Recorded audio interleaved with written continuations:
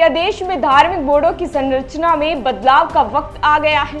क्या वक्फ संशोधन अधिनियम 2025 एक ऐसा कदम है जो समानता की ओर ले जाएगा, या फिर इससे धार्मिक स्वतंत्रता पर आंच भी आएगी? नमस्कार, मैं रेणुका चौधरी और आप देख रहे हैं द इंडिया वॉइस। केंद्र सरकार द्वारा लाया गया ये नया वक्फ संशोधन कानून अब देश की सबसे बड़ी अदालत के दरवाजे पर है और इसके चारों ओर उठते सवाल सिर्फ कानून नहीं बल्कि सामाजिक और सांप्रदायिक दृष्टिकोण से भी बेहद संवेदनशील हो गए हैं।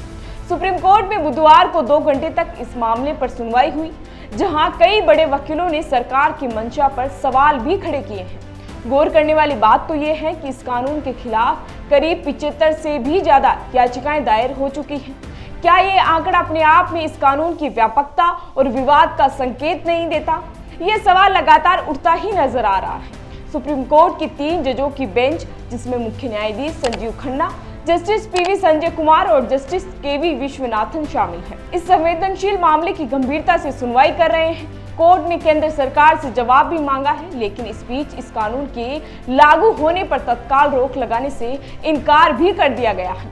तो क्या ये माना जाएगा कि सरकार का इरादा अडिग है, या फिर यह एक रणनीतिक इंतजार है जब तक कोर्ट का अंतिम निर्णय न आ जाए?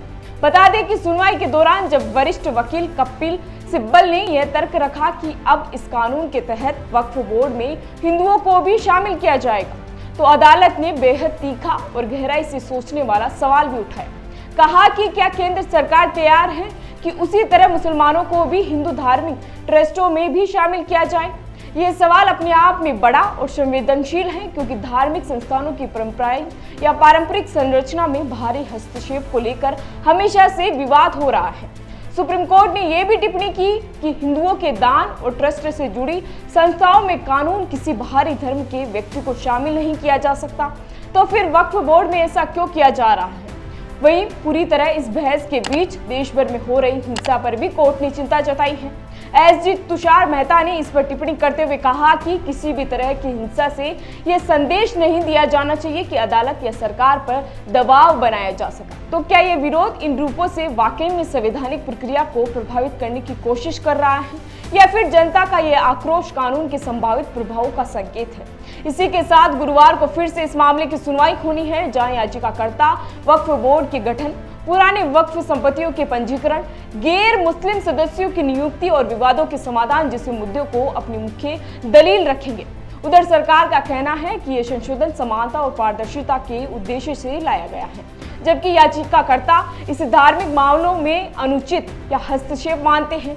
बता दें कि यह कानून संसद में 4 अप्रैल को पारित हुआ था और 5 अप्रैल को राष्ट्रपति से मंजूरी मिलने के बाद 8 अप्रैल से लागू भी हो गया। मीडिया सूत्रों के मुताबिक इस बीच हरियाणा, मध्य प्रदेश, महाराष्ट्र, राजस्थान, छत्तीसगढ़, उत्तराखंड और असम जैसे 7 राज्यों ने सुप्रीम कोर्ट में याचिकाएं दाखिल भी कर दी कि इस संशोधन की संवैधानिक वैधता को बरकरार भी रखा जाए।